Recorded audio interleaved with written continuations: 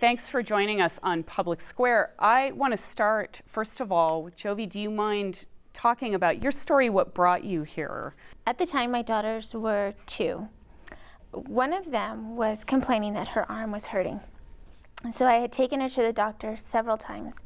I had taken her to her primary doctor, told him about her complaints and it hurting, and he did an x-ray, couldn't see anything, so he said, well, you know, maybe she just fell or something, who knows.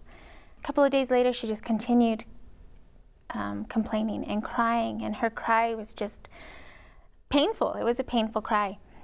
So I took her back. He did another x-ray and said, well, you know, I really don't know. Let me send you over to Carrie Tingley. They reviewed it. They didn't see any injuries. I was actually on my way to taking them to daycare. We were going down the stairs, and she let out this cry that it wasn't normal. And so we left, and I took her straight to the doctors again. They took more x-rays of both of her arms, and learned that she had 2 clavicle fractures and 2 fractures in her shoulders. So right away, they started the CYFD process. They came and interviewed me and my family. We were trying to figure out, okay, who watches them? What could it have been? You know, could it have been a fall? She does have a twin sister. They have their own beds. You know, does she jump off of all these different scenarios? Did your daughter ever say anything? She was 2 years old. She can't say much. She's little. However, the cries that she was born premature, and she was the smaller of the 2. She was a 3-pounder. So already she was sensitive to touch, sensitive to sound. But she also had a cry that was just deadly. I mean, you knew. However, with this stuff going on, it was a distinct cry that was her cry, but it was also a cry of pain. And that's all I needed, you know, to be like, something's not right. But CYFD you were both under suspicion, right? They took them away from both of you for a time. Yes, they did. They placed me under investigation for neglect. Did you feel that was fair? No. At the time, no, and even still, because my family is very strong. They're very connected. How did you feel? I mean, you went through the classes at PB&J. How did you feel about having to do that if you weren't really the perpetrator? Did you feel like it was helpful, or? I was resistant. I was, because I didn't feel that I needed to be there. I didn't feel that I deserved that. But we went through the steps. We went through, you know, the program. And shortly after, within a few weeks, it was like, okay, it's not about me. You know, it's about the kids, about making something better. And that's what I did. I want to jump to Angie, since she's talking about the program you founded. Is this kind of case, there's a lot of nuances here, maybe more than we usually hear when we read about child abuse. Is this very typical? Jovi is absolutely typical in her reaction. She's not necessarily typical in her background. That she comes from a strong, loving family with no history of abuse, and was very much caught up in a cycle. Very often times, the person who is hurting the children are very, very good at, number 1, being in their own denials, and number 2, being in maybe a more loving partner than they are a parent. So it really can play out in very, very different ways. Well, I wanted to ask Greg, when you guys are responding to an incident, it's usually where you're coming in, right? Sure. Something bad has happened. I mean, what's the process? What do you see when you go out there? Because I'm guessing you see a lot of different issues going on. A lot of child abuse situations are actually identified through other calls, whether probably the most common would be a domestic violence call, because here you have a partner who clearly has anger issues and does resort to violence when they don't get their way. But almost any call that an officer goes on, we have standard operating procedure now where they have to look at the environment. If there are children in that house, no matter what the call is, they might have called to report that their car was stolen. If the officer goes in the house and they identify that there are children in the house, they need to look around. How long have they and- been doing and that? say, Is that it's been a few years Okay. now. I mean, it's always, police officers care about children. Everybody cares about children. So, I think instinctually officers have been doing that for a long time. But now, we really, you might make an arrest at a Walmart for a shoplifting. And one of the questions the officer is going to ask them is, do you have children at home? Who is taking care of those children right now? Because we need to take steps to make sure that we're looking out for those children. one thing I hear in her story as well that disturbs me? If you could speak to this or any of the doctors, it took a while to figure out she had 2 broken clavicle bones. How typical is it to find child abuse like that? Physical abuse, unfortunately, it's very common to retrospectively identify prior injuries that were the result of abuse in a child who presents with significant injury. And I think the primary reason for that is a concept that you touched on, and the concept of denialism, which is universal in our society as we look at child abuse. Not only is it difficult for families to acknowledge that someone that they love could be hurting someone else that they love, it's very difficult for medical professionals to recognize the signs and recognize the risk for child abuse in the patients they care for.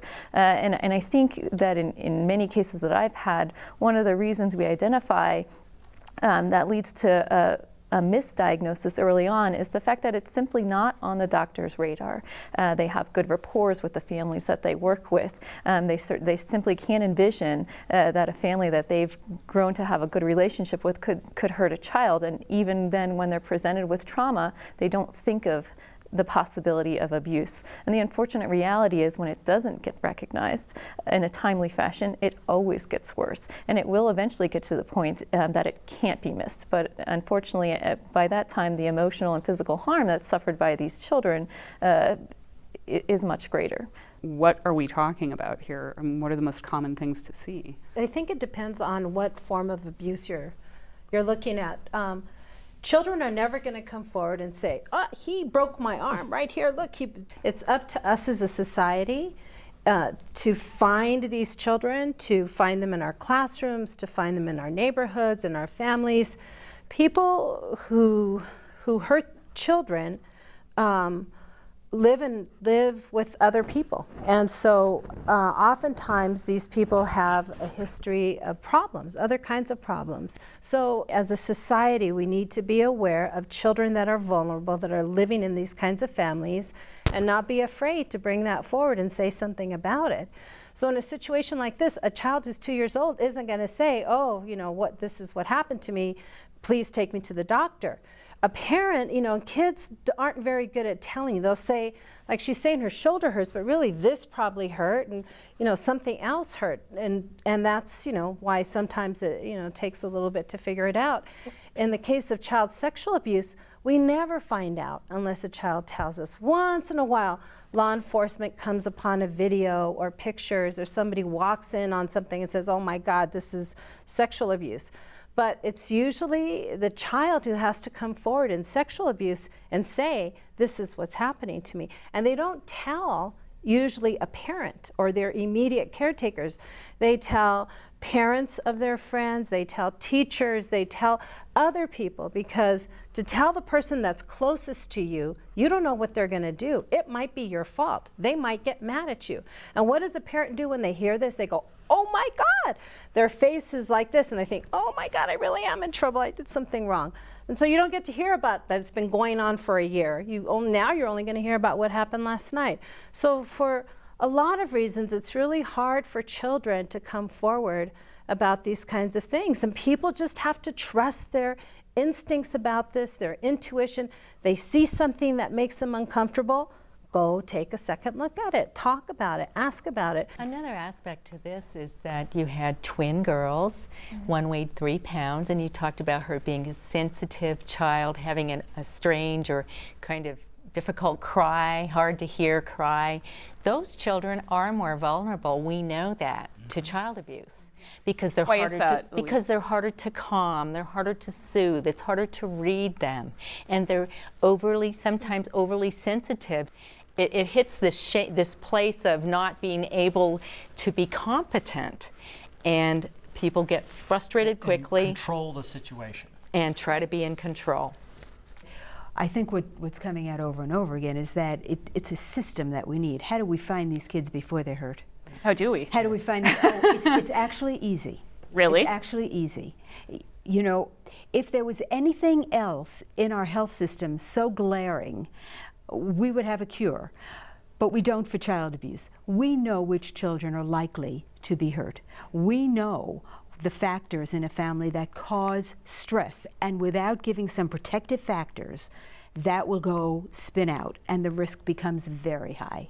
When we don't have a balance in our own communities, in our own systems, and I'm talking a system-wide response, we get individual children that are very hurt, and then they oftentimes can't talk and tell. 4 out of 5 fatalities of children are young kids under the age of 5.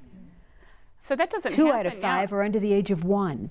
So we can't wait for them to come and say, but if we have prevention system, then can you imagine a nurse like this going into the home of a new mom and saying, let's talk about what you love? How prevalent is home visiting in New Mexico? Because I keep hearing this is one of the key preventative things. It's growing in New Mexico, but it still is reaching a small percentage of families with newborns. Should it be universal? Yes. Why? I mean, I if feel that you said there are certain risk factors. Should we only focus on the riskiest families? I mean, my feeling is that all babies are vulnerable.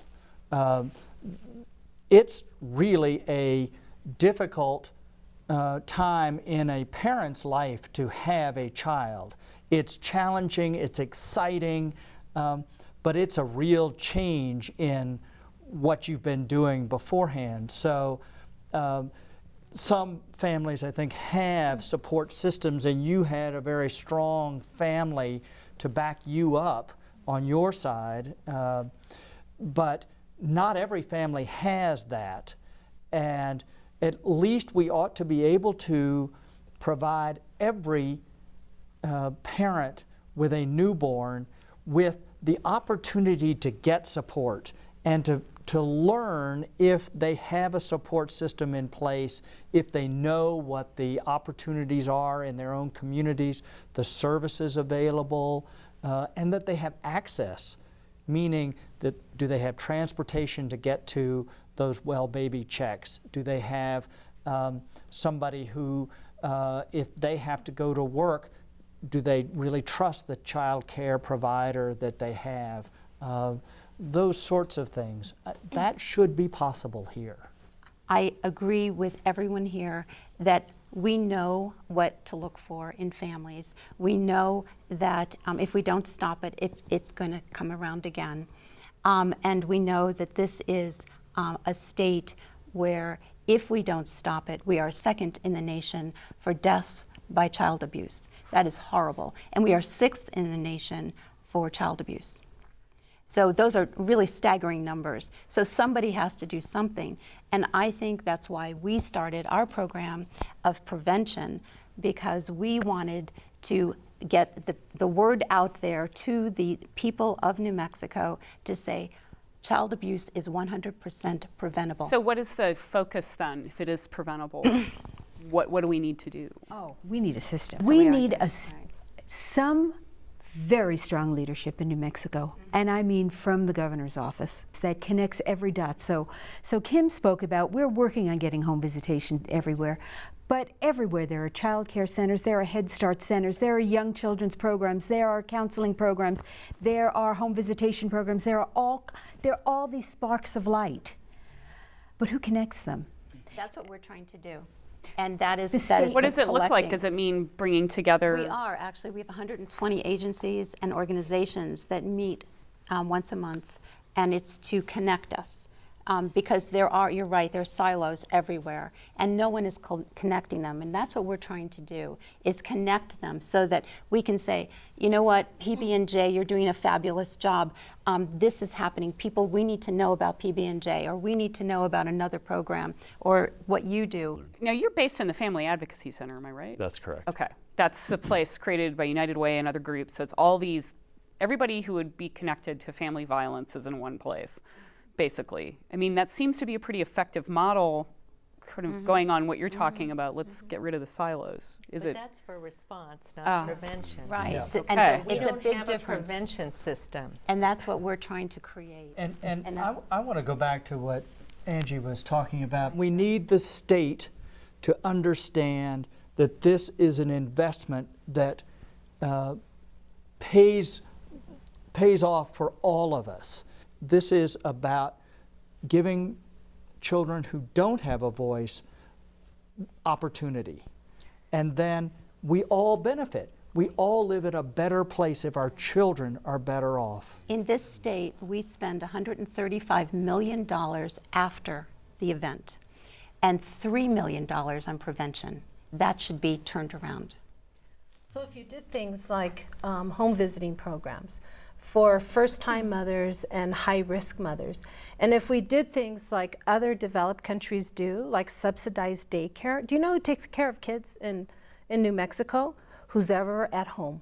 That's who's unemployed, who's got a substance abuse issue, who is young and doesn't have anything else to do. It's not somebody who's trained in child care or child development and knows how a 6-month-old should act as opposed to a 2-year-old, as opposed to a 7-year-old.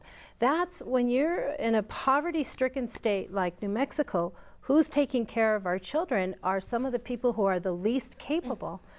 If we had a system that supported families in a comprehensive way, like subsidized daycare and a home visiting program early on, can you imagine if the first time that child had some kind of injury or was acting afraid, you can tell when kids are getting hit, that you raise your hand near them and they go like this. I mean, that's like a hint right there. There's so many behaviors that caretakers and daycare workers could learn about, and they could be the first line of defense in terms of child Well, I want to abuse ask Ezra, prevention. because when I talked to him before we did the show, he said we need a community health model. The model's already out there, right? Is this what you're talking about? This is when you're exactly hearing what all I'm talking this? about. Yeah, and I think What does that look like? we need protective factors in place around children, some of which are structural, like, after school programs, daycare programs, some of which are things building in kids' self-esteem, relationship skills, stuff like that. And I think we need not only this system, but we need this system to begin to say, wait, okay, my role as an early childhood person is how can I help this family build protective factors? Kids don't happen in a vacuum, Healthy families raise healthy kids, healthy communities create healthy families. And I think that's an important concept. Part of what we do in home visitation and why it does work is that we help families to actually communicate with each other and and to read their children's cues, to understand. Many of us weren't parented adequately ourselves. With babies, a lot of times people just feel like, what the heck is going on? I don't know what to do. And we don't have that level of understanding about parenting anymore. We've lost extended family support systems. People are raising children in isolation under great stress. Voluntary home visitation programs could provide a lot of that. But once you make it all about risk, then it becomes something people feel is a punishment. Yeah. It should be like, yay, I get a home visitor, like it is in the rest of the developed world. So it should be universal, but you guys both mentioned there are risk factors. We all know what they are. Should we be acting on those more than we are now, taking into account? I think that if you do have universal home visiting, home visitors are trained to assess those risks. Is that going to be a culturally difficult thing? Again, on kind of that public health model, it's again around, right, it needs to be there, but we do have to be careful about designing it. And I think it would behoove us probably to engage parents in saying, how would you react if I came in your house? Well, how would you react if you just knew I was available? Or could we work with informal leaders in that community that you already trust? I just think you're absolutely right. We have a lot of communities, and some of which are very insular. Being a medical person, it's easy for me to connect with families because I'm giving them something. I'm there to help them. It's how you present yourself and how they see you as a factor in their life. If you're there to check on them and you have your notebook and your checklist, well then yeah, they're not going to be as warm and friendly, you know. When people take their kids to daycare, or when they see a nurse, you know, that's coming to see them, they expect you to weigh their child. They want you. They take off their clothes. They show you their rash. They want you to look in their mouth. I mean, they're going to use you while you're there. So it can be a very positive interaction that families want and that kids need. One thing that we've talked about doing, and I've talked with Kim about, is getting the OBGYNs together and having it be a normal process for a mom in her, I don't know, 3rd trimester maybe, to be introduced to a nurse care manager or, of course, you know, a visiting nurse who would become her mentor. And then you know, daddy would know them, mommy would know them, and they follow them and have a caseload then of these patients, and then a child will know these. This is like an auntie almost that would enter the home. Can I ask our young mom here, would you have liked something like that when you were pregnant? Absolutely. The difficult thing, though, is with family backgrounds, not everybody is very open to that. Mm-hmm. But like you said, if you slowly integrate it, they don't know the difference. Right. You know, it's same with kids. So you change it from, you know, frosted mini wheats to plain mini wheats. You know, it's like slowly you just integrate it into it, and they don't know the difference. You know. Is probably one of our more vulnerable populations is the immigrant community, which has embraced home visitation tremendously because it's a model that they use in Latin America. Right. Mm-hmm. Obviously, more funding is an issue, as you brought up. Is it the only issue? No, it's not the only issue. The issue really becomes being able to systemically connect the dots so that we have a system. And so what it is asking simple questions. Does one of the parents use drugs? Has anybody in the home been abused? Has domestic violence been an issue? Simple question. Is there mental illness in any of the parents? Is there a parent in and out of criminality? Is there, I mean, it's like 6 things. We need to be asking it everywhere. Police now ask, is there a child in the home that's going to be affected by this arrest? Bless you for doing that. That's a really important thing. And then the police, they're not asking just to be curious. They want to help those kids. It's also a structural issue, Yes. which is to say, you know, a vast majority of child abuse funding is federal dollars, and those dollars do not activate until a child's removed from the home. So, you know, that's a huge piece of the problem too. So when we talk about home visiting, you know, we're overspending on the back end and we're not spending on the front end. Right. And there is actually, I think, you can now get a waiver to free up some of those federal funds to spend on the front end from the federal government. Okay. Well, let's I'm find going to out. pause right now and bring on the leadership folks. Could keep talking about this. We're going to talk about all of this. Thank you. If you wish to report a suspected case of child abuse, dial the #, then SAFE, or #7233, or call 1-855-333-SAFE. That's 1-855-333-7233.